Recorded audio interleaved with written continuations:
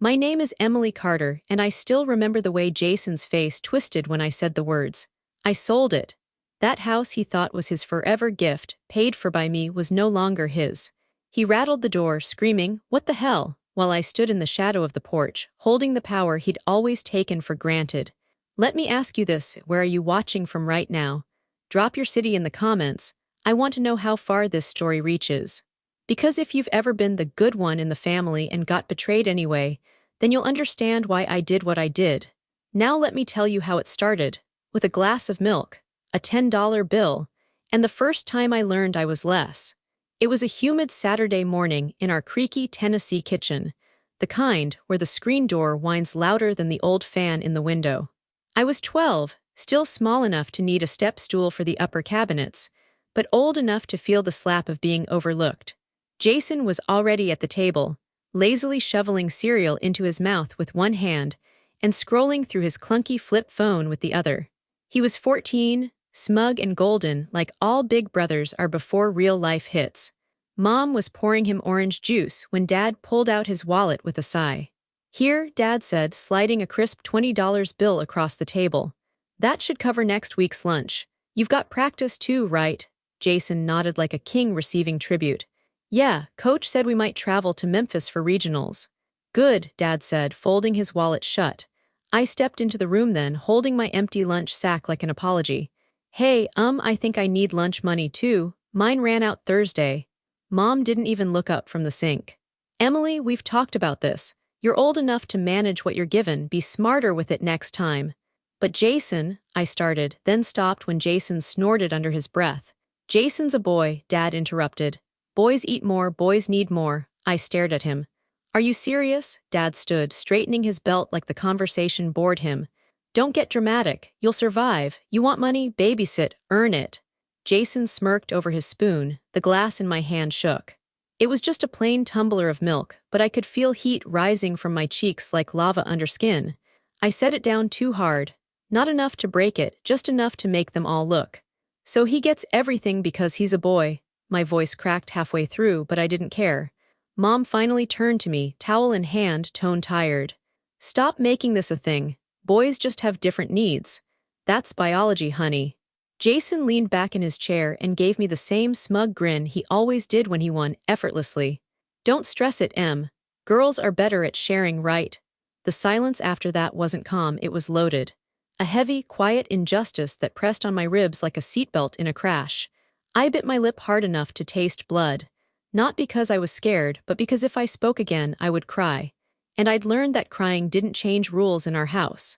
It only made me look weak.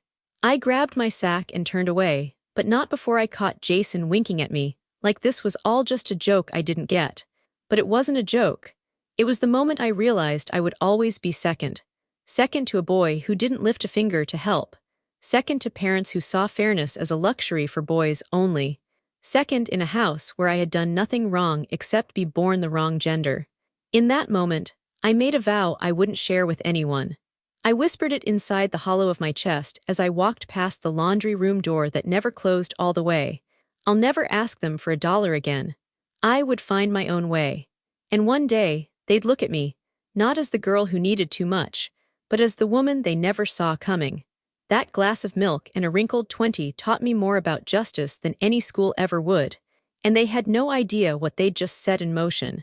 4 years passed like pages turning in a book I was writing by hand. I was 16, but I felt older, like I'd been born 50, clutching a calculator in one hand and a bag of frozen dollar store groceries in the other. After school, while other girls painted their nails and swapped text messages about homecoming, I tied on my grease-stained apron behind the Friars at Buck's Burger Bar on Route 9. It wasn't glamorous. Half the lights flickered, and the freezer door jammed so often we used a broom handle to keep it shut, but it was mine. My paycheck. My way out. I'd lied on the application, of course. Wrote 17 instead of 15. Misspelled my middle name just in case someone cross-checked. Mr. Simmons, the manager, didn't ask many questions. He was too desperate to keep warm bodies on the night shift. He called me E, always with a half grin that said he knew something was off but didn't want to lose a girl who showed up on time and never stole fries from the basket. It wasn't just the money. It was the dignity. Sweeping those sticky floors after midnight, I felt more grounded than I ever did in my own house. I was building something no one could take from me. Every folded 20 in the back of my sock drawer brought me one step closer to never having to hear, "Boys need more," ever again. After work, I'd walk the 3 blocks home, the streetlights painting the sidewalk in broken amber patches. Some nights I'd rehearse math formulas in my head. Other nights I'd just dream. Not princess dreams, but spreadsheets in small apartments and coffee shops with quiet corners where no one needed me to apologize for existing. But freedom, as I was learning, never came easy, not for girls like me. It happened on a Tuesday. The smell of onion rings still clung to my hoodie when Mr. Simmons called me into the back office. He looked nervous, like he had just eaten something that didn't sit right. "Sit down, E," he said gently, folding his arms. I sat. He exhaled like the air had weight. "Got a call from corporate. Labor board's been poking around. Someone tipped them off about minors working night shifts. They asked for payroll ages." I froze. He wouldn't look at me as he continued. "They cross-checked yours," I swallowed. "Mr. Simmons, Emily," he said quietly, using my real name for the first time in months. "I'm sorry. You're 16, and it's against state law to work past 9 p.m. during school weeks. If they fine us, the store could shut down." He pushed a crisp envelope toward me. My last paycheck, folded clean and straight, like a goodbye I didn't get to choose. "You've been the best damn worker I've had in 2 years," he said, almost to himself. "But I've gotta let you go." My throat tightened, but I nodded. I didn't cry. I didn't argue. I just stood, took the envelope, and walked into the freezing Tennessee night. Outside, the air cut sharper than usual. My breath came out in clouds, and my fingers tingled as I walked home under the broken halo of the streetlights. I felt hollow, like I'd just been erased. It wasn't just the job. It was the first time I thought, maybe they're right. Maybe girls like me, quiet girls, good girls, working girls, weren't meant to win. Maybe I was foolish to think I could fight gravity with elbow grease and exam scores. I walked past the town's mural wall, where someone had painted a crooked bird with broken wings. I stopped and stared at it, frozen by the irony. What kind of bird learns to fly with clipped feathers? Me, because even though I just lost my only source of income, I didn't go home and collapse. I didn't tell my parents. They never even knew I worked nights. They thought I stayed late for debate clubs, something respectable, something girlish. That night I counted the cash in my drawer, $223.17. Not enough for college, not enough for rent, but enough to keep going. Enough to try again. My world wasn't going to give me anything, but I was getting better at taking. If flipping burgers was my first taste of independence, reselling secondhand shoes on the internet was my full-course rebellion. I started slow, just listing things I already had. A pair of scuffed boots from 8th grade. A polka-dot dress that still smelled faintly like high school prom. I photographed them on a cracked white sheet by the window and wrote honest captions. "Gently worn, strong sole. Slightly faded but still kicks like new." To my shock, things sold. Not for much, but enough. $10 here, 20 there. Enough to prove the world would give me something if I found the right angle. When I got my acceptance letter from the University of Memphis, I held it in both hands like scripture. I was going. Not because anyone said I should, but because I said I would. "I'm not going into debt," I told myself that night, rereading the letter in the sliver of light from my cracked iPhone screen. "I'll figure it out." And I did. I spent the summer before freshman year hunched over flea market bins, elbow-deep in other people's discards. I learned what brands sold, what patterns photographed best, which thrift stores marked down on Tuesdays. Every Saturday, I'd wake before sunrise and hit garage sales with a battered duffel bag and a strict cash budget. "Y'all take $1 for this," I'd ask sweetly, holding up some battered leather purse that I knew I could flip for 15. They almost always said yes. Back home, I'd scrub everything clean with vinegar, line them on the kitchen counter like little soldiers, and snap photos with care. I named my shop Scrap and Spark and watched, amazed, as the orders trickled in. The first month I made $283. The second, $611. By the time classes started, I had earned enough to cover books, food, and the down payment on a tiny apartment near campus, shared with 2 other girls who didn't ask questions and didn't stay up late. Mom was less than thrilled. "You think this is real work?" she scoffed one night when I came home to pack and ship 10 orders across 5 states. "You're wasting your time with all that junk." Who's gonna hire someone who plays dress up with old shoes? She was leaning on the kitchen doorway, arms crossed over her floral bathrobe. Her tone had that syrupy contempt she always reserved for things she didn't understand. I'm building something, I said quietly, taping up a box marked Portland OR. She snorted. What you're building is a distraction. You should be focusing on real work. Real success. And that's when it hit me. She would never see my work as real, until someone else paid me to do it in an office with fluorescent lights. Until there was a boss who signed a check and gave me permission to feel accomplished. Until then, I was playing, but I knew better. My hands were dry from folding cardboard, my eyes sore from editing listings late into the night, but my savings account didn't lie. I wasn't asking her for help anymore. That was real enough, so I smiled just a little. Don't worry, Mom, I won't be your problem much longer. She didn't answer. Just turned off the kitchen light on her way out like that would stop me, but I kept working. I studied by day microeconomics, marketing, statistics, and packed boxes by night. I lived on lentils and rice and stretched shampoo for months. I bought nothing I didn't need. When I walked into my economics lecture with thrifted boots and a backpack from Goodwill, I didn't care if anyone noticed. The numbers were what mattered. And they were climbing. My roommates thought I was a little obsessed. You do school full-time and run a store? One of them, Leela, asked one night. You sleep like when? After I make it, I joked, but inside I meant it. I wasn't chasing luxury, I was chasing freedom. And if I had to hustle through 10,000 listings to get there, I would. Every time I logged in and saw another "you made a sale" email, something small inside me healed. Not because it was easy, but because it was mine. One night, alone in the dorm's shared kitchenette, I packed my 100th order, an embroidered jacket I found for $4 and flipped for $65. I slipped a handwritten note inside the box. Thanks for giving this piece a second life. You're part of my first one. I sealed the box and looked out the window. The city lights blinked back at me like little stars. I was still broke. Still alone.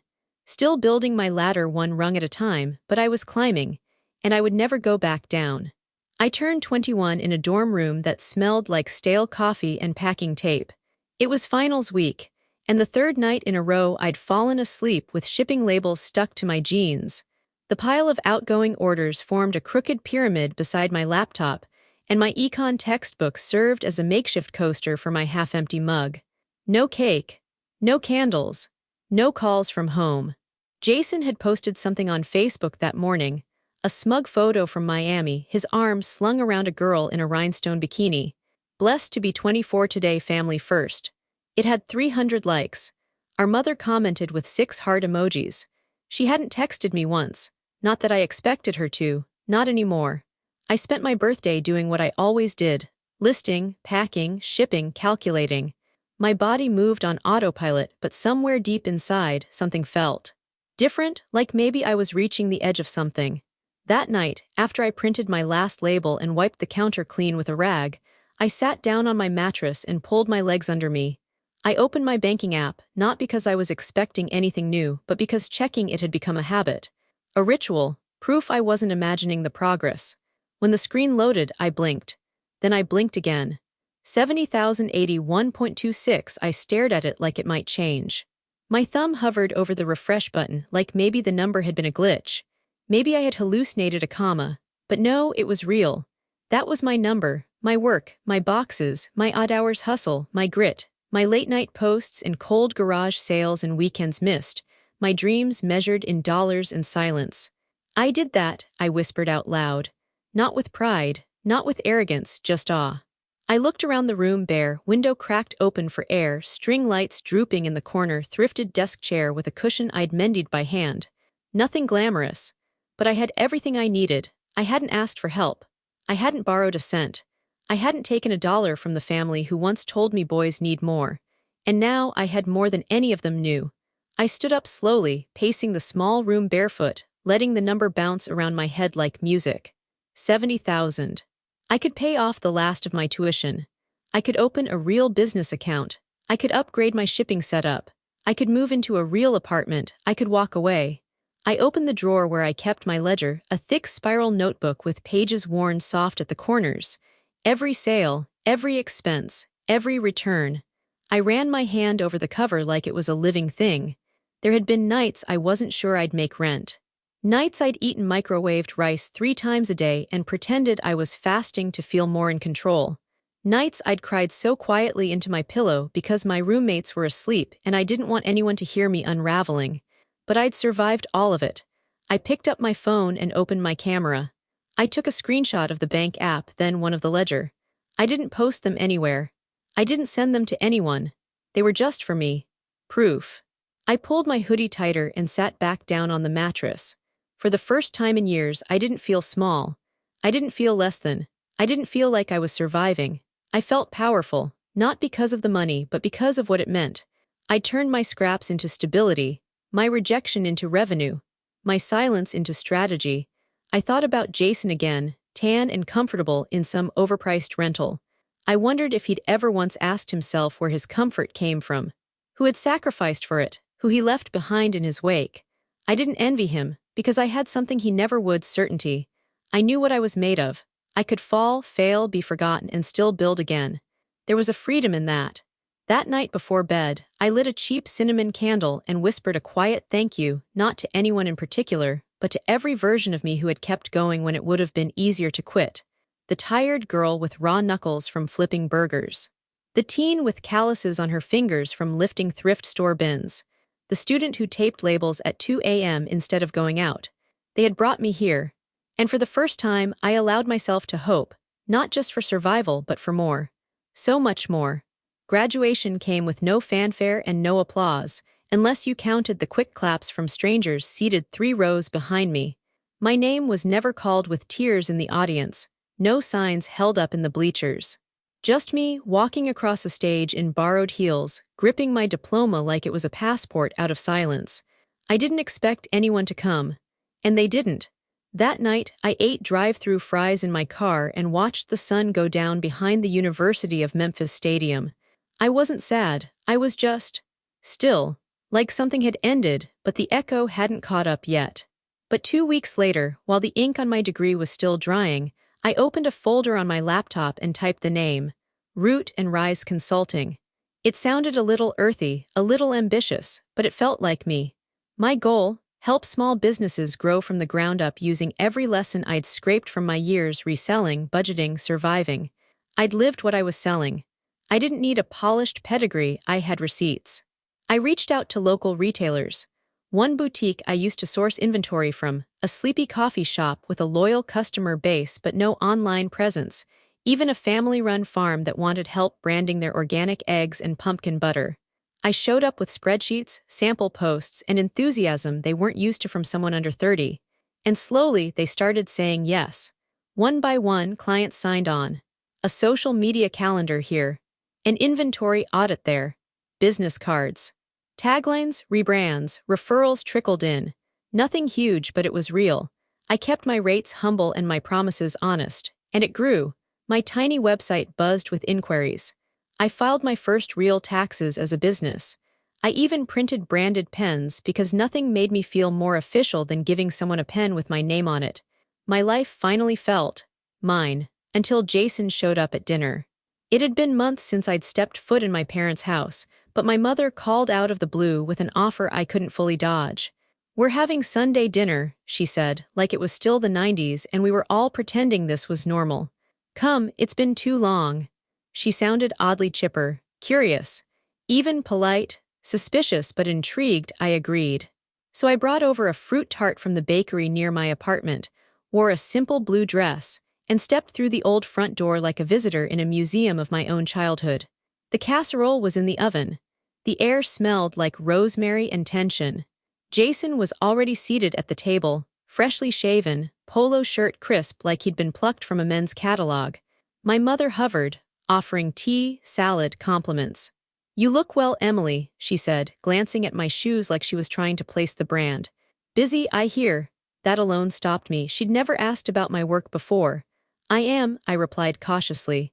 "Business is growing." "Ah," she nodded, her eyes flicking to Jason. I was mid-bite when he dropped it. "I'm getting married this summer." He said it like he was ordering dessert, casual, practiced, ready for praise. "Oh," my mother gasped, clapping her hands together. Finally, I knew it was coming. Jason leaned back, smug. "Her name's Tessa, she's a nutritionist, met her at the gym." I blinked. Wow, that's fast. We've been together a while, he shrugged. It just felt right. Then something I hadn't felt in years entered the room, warmth. My mother turned to me, eyebrows arched. You should come by more, maybe bring a portfolio. I have friends with boutiques, you know. Jason even added, didn't know you were doing consulting now. That's cool. Cool. For years, he barely looked up when I walked in. Now he was calling me cool. What changed? It didn't take long to connect the dots. He was getting married. The family wanted to present a united front, appear successful, functional, modern, and now that I was doing well, I suddenly had value again. But I didn't care, because part of me against all logic was hopeful. They were finally seeing me, asking questions, listening. Jason even asked for my business card. Mom complimented the fruit tart. It felt like a crack in the wall between us. Not enough to trust, but enough to breathe. As I drove home that night, the invitation still hung in my mind. Come by more, show your portfolio.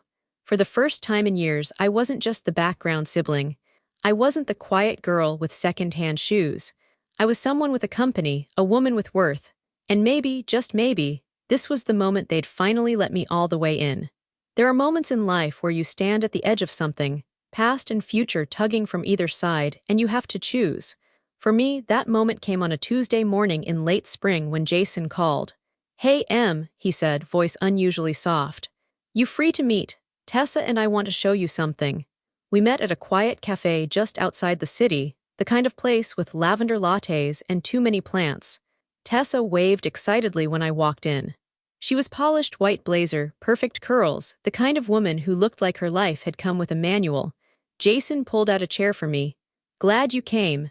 Then he slid a folder across the table. Inside were photos, sun-drenched hardwood floors, a wraparound porch, a kitchen with marble counters and a farmhouse sink.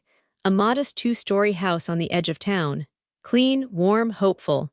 We found it last weekend, Tessa said, her eyes sparkling. It's everything we wanted. But the down payment's steep, Jason added, tapping the numbers. And with the wedding, it's a lot. He didn't say the words, but I heard them. We can't afford this. You can. I looked at the price, $770,000. The kind of number that would have made me dizzy 5 years ago, but now I could swing it. I could transfer the money in an hour and not flinch. I sat back, letting their voices blur while I watched their eyes. Hopeful, nervous, a little rehearsed. And all I could think was, is this it? Was this the door back in? Was this the price of being seen? That night I sat at my tiny dining table, lights dimmed, contract open beside my laptop.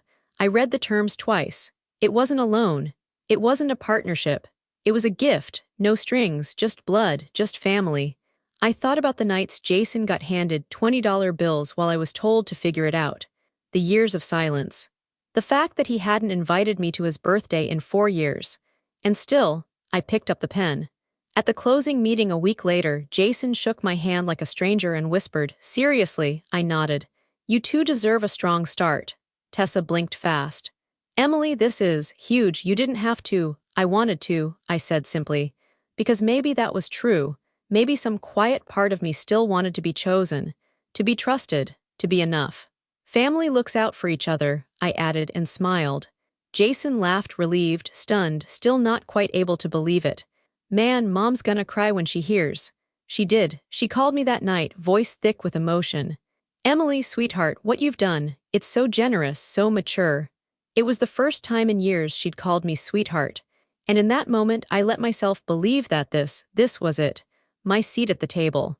My way back into a family that would finally hold me with both hands. I didn't know then that it was already slipping through my fingers. But for now, I let myself feel it. The pride in Jason's voice. The gratitude in Tessa's eyes. The quiet warmth in Mom's tone. I let it wrap around me like a childhood blanket pulled from storage, faded, fragile, but still smelling like home. It was a Thursday evening when the text came, one of those sticky southern nights where even the air felt heavy with secrets. I was at my desk, working through a retail analytics report for a new bakery client, still sipping the same cold coffee I'd poured that morning. My phone buzzed once, just once. Jason, hey Em, don't take this personally, but you're not invited. It's for close family only. I stared at it for a long time, waiting for a follow-up. A just kidding, or a call me, let me explain. Something, anything, nothing came. I read it again. Don't take this personally. But how else was I supposed to take it? You're not invited, not even to the reception, not even as a courtesy, not even as background noise, close family only. The phrase sat there like a punchline I didn't understand. My hands started to sweat, even though I hadn't moved. I set my phone down and walked to the sink, suddenly needing water, air, something to wash the sting from my chest. I splashed cold water on my face, gripped the counter, and stared at myself in the mirror above the sink. What had I done wrong? I'd bought them a house. Signed papers. Smiled for photos. Laughed at his stories about Tessa's picky taste in backsplash tiles. I'd sat across from them, open-hearted, willing. And this was what I got, not an awkward phone call, not a sit-down explanation, just a text. I walked back to my phone, heart thudding as if it had miles to go. I reread the message a fifth time. Still there, still blunt. Still unpunctuated. It wasn't just the rejection, it was the casual way it had been delivered. Like telling someone the store was out of their favorite chips. Not a wedding, not my own brother's wedding, and not after everything. I typed a response, then deleted it, typed another, deleted again. What could I say that didn't sound bitter or begging? Finally, I settled on a single word, understood. I hit send. It showed as read within seconds. No reply followed. I sat back in my chair, letting the silence swell around me. The air conditioning kicked on.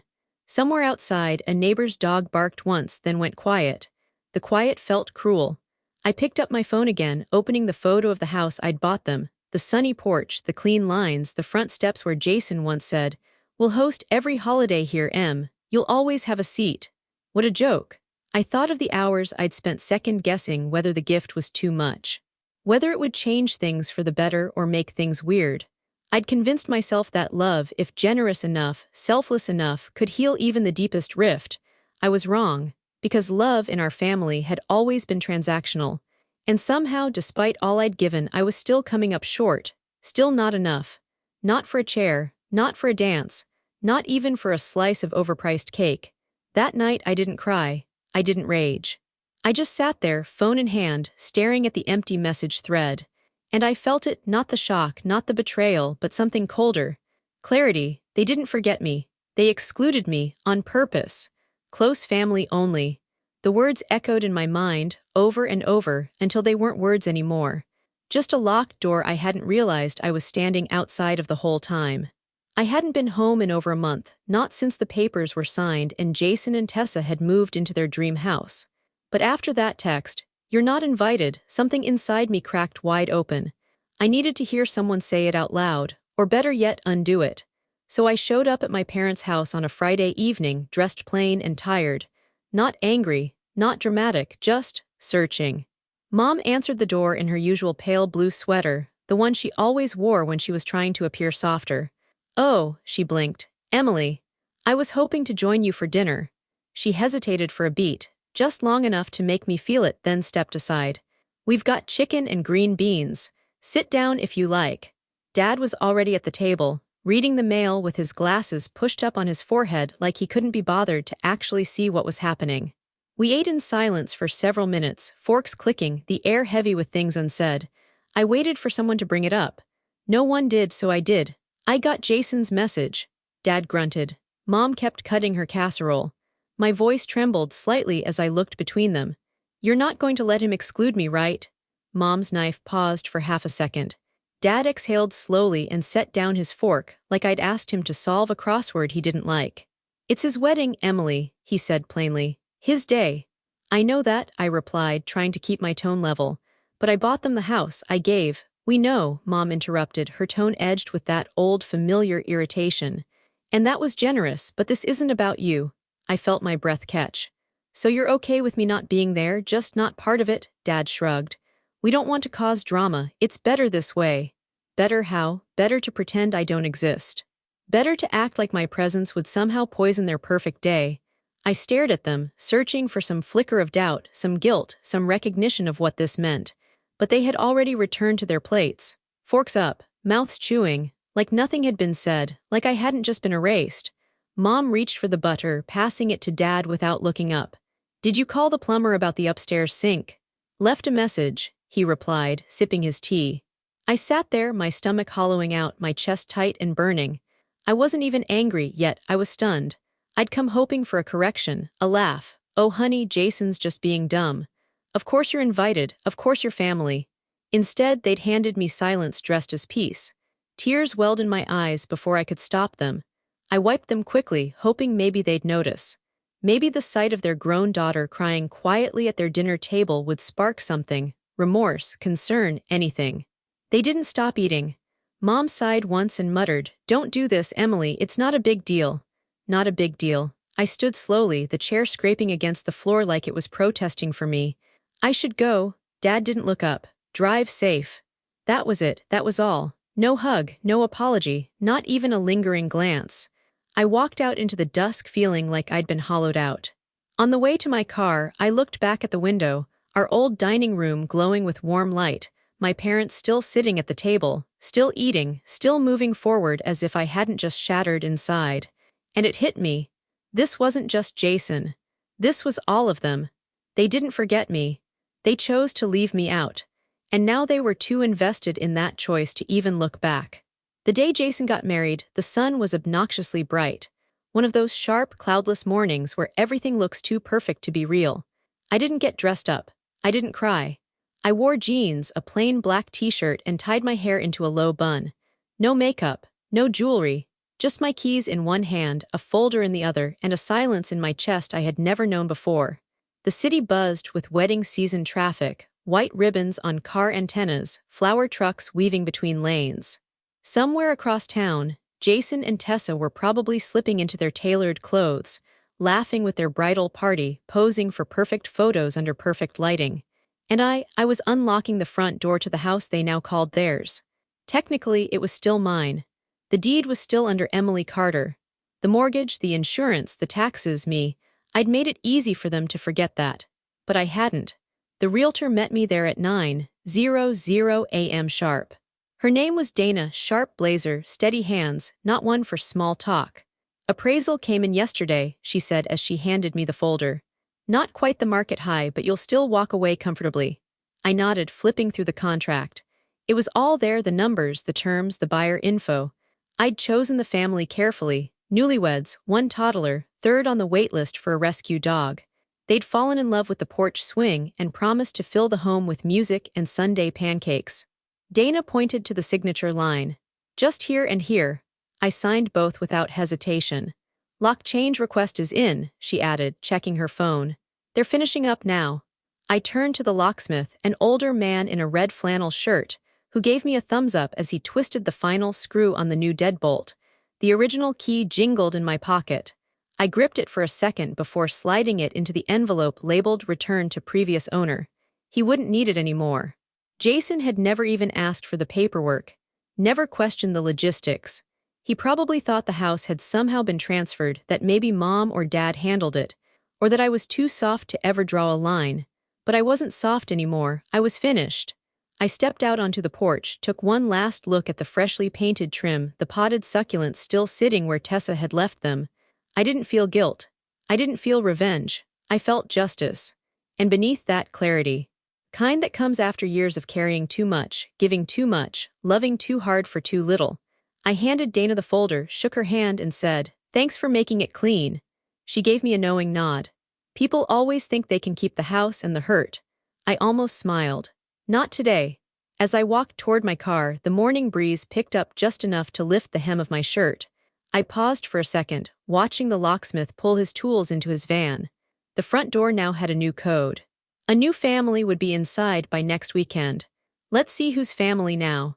The sky was the color of old bruises, deep purple, streaks of fading gold when I returned to the porch. The house stood quiet, still emptied of the dreams they thought would bloom inside it. No more welcome mat. No more string lights on the fence. Even the his and hers coffee mugs had been packed up and boxed by the stager that morning. I sat on the porch swing, listening to the creak of wood and distant cicadas. Or drove by slowly, then another. I knew it would be soon. Jason was nothing if not punctual.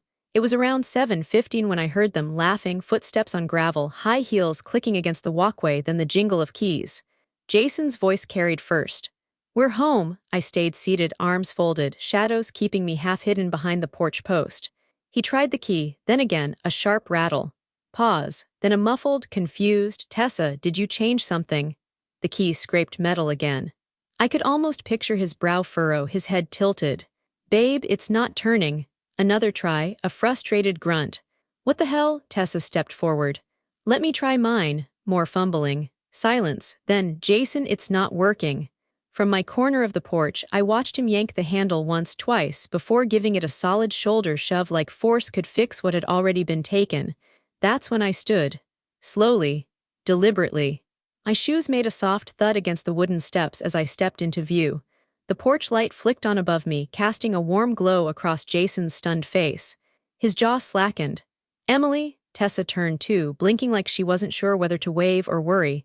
I met his eyes and said it calmly, clearly. I sold it. He stared like the words didn't make sense. What? I sold the house, I repeated. This morning. Papers are signed. Locks changed. New owners take over next week. Jason blinked.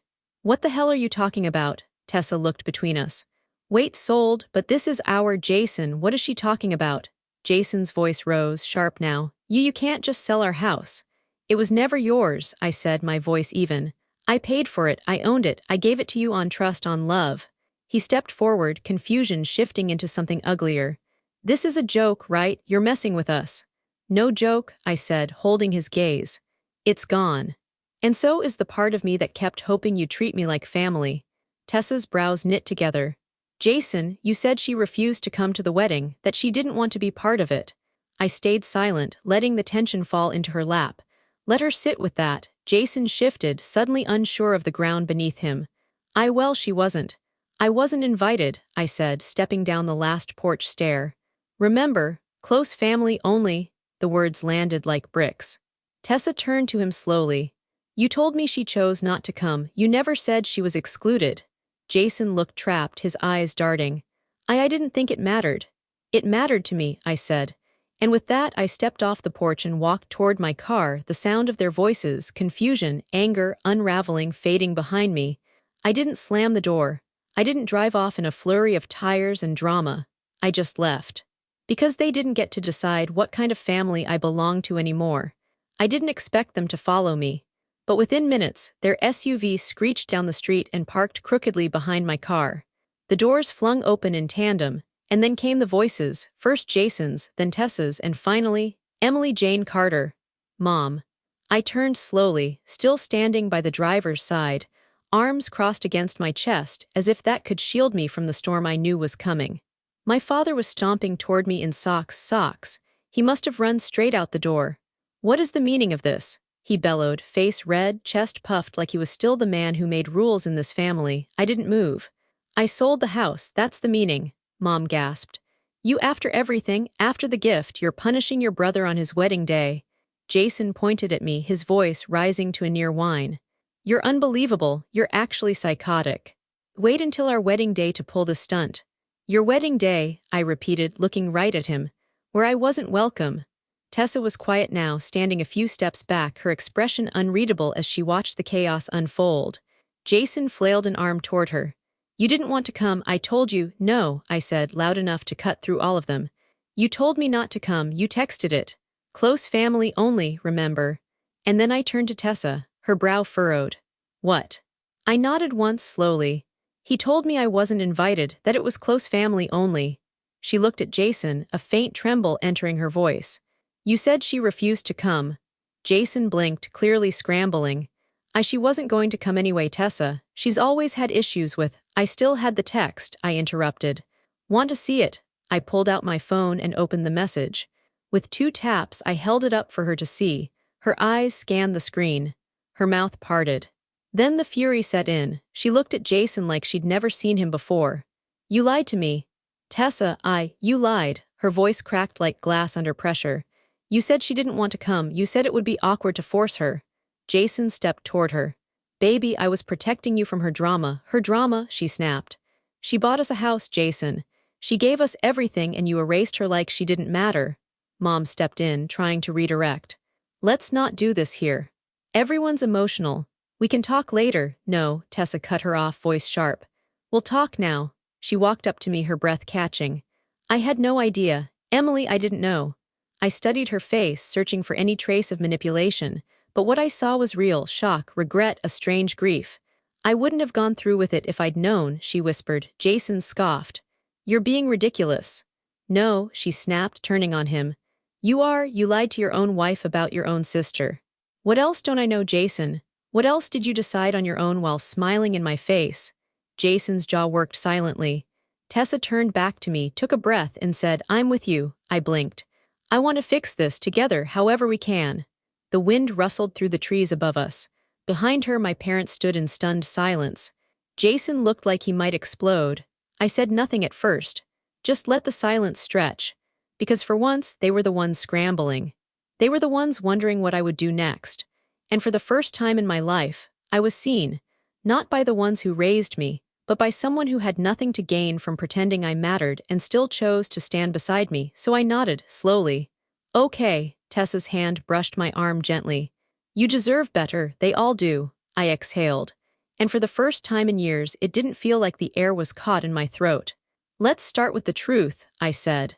2 weeks later, I found myself sitting across from Tessa in a small coffee shop near downtown, one of those tucked-away places with mismatched chairs, warm lighting, and the smell of real cinnamon in the air. We were both in jeans and hoodies, no makeup, no pretense. Just two women who had seen too much and were finally starting to speak freely. I still can't believe he texted that, Tessa said between sips of her oat milk latte, shaking her head. Like you were an afterthought after you bought us a house. I laughed, not bitterly but freely. Honestly, I wish I could say it surprised me. Tessa leaned in. I called off the honeymoon, told him I needed space. His mom didn't take it well. I raised an eyebrow, mine neither. We both burst into laughter, sharp, relieved, almost gleeful. Not because it was funny, but because we could. It was the first time I'd laughed about any of it. At the next table, a woman with graying curls and a scar just beneath her eye glanced up from her journal. I don't mean to eavesdrop, she said gently, but I know that laugh. Same thing happened to me, my sister. Wedding invite came and went, no room for me.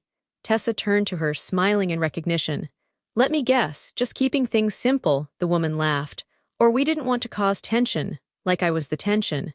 We all nodded. It didn't need to be explained. We knew. Betrayal by blood doesn't bleed loud. It just leaves you watching from the outside while everyone else dances. I looked around the table at these two women, one who had been lied to, one who had lived through her own exile, and felt something I hadn't in a long time. Not bitterness, belonging. I reached into my bag and pulled out a thin manila envelope. I signed the papers this morning. Tessa blinked. What papers? I slid the envelope toward her. Inside was the deed again, with my name printed clear at the top. I bought the house back. She smiled, surprised but not shocked. You're keeping it, I nodded. This time I won't hand it over. No more giving away pieces of myself and hoping they'll love me for it. The other woman raised her coffee cup. To reclaiming what's ours. We clinked cups like it was sacred, because in a way it was. The house looked different now. Same bones, same porch swing, but everything else had changed. The curtains were open. The walls were painted warm, not sterile. There were books on every surface, and laughter lived in the corners like it paid rent. A year had passed since the wedding that wasn't mine. A year since Jason fumbled his key, since Tessa's voice cracked in disbelief, since the locks turned over for good. I still remembered every second of that night. Not with anger anymore, but with clarity. Like a photograph you stop trying to retouch. And now, that same porch held a long table dressed in mismatched plates and flickering candles. String lights hummed overhead. A record spun something soulful through the screen door. Tessa was there, hair shorter now, confidence stronger. She'd filed for annulment 6 months ago and never looked back. Across from her sat Dana, my realtor-turned-friend, who somehow knew every good bakery in a 5-mile radius and showed up tonight with 3 pies. On the other end was the woman from the coffee shop, Miriam. She'd become a regular in my life, one of those unexpected souls who arrive quietly and stay loud in your heart. And me, I sat at the head of the table, my table, in my home.